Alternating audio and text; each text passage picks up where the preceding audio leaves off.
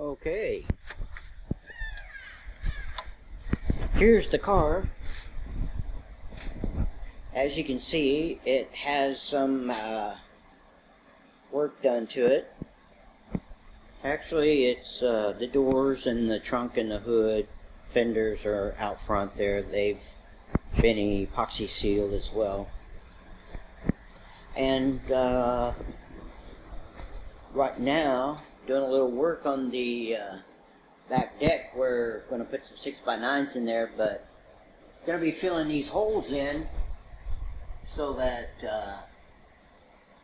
they won't be affecting where I put my 6x9 speakers. So underneath, the car has been undercoated, and inside and out, this vehicle is ready to go.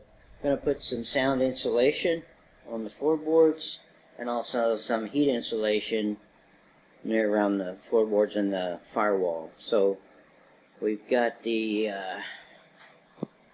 56 ready to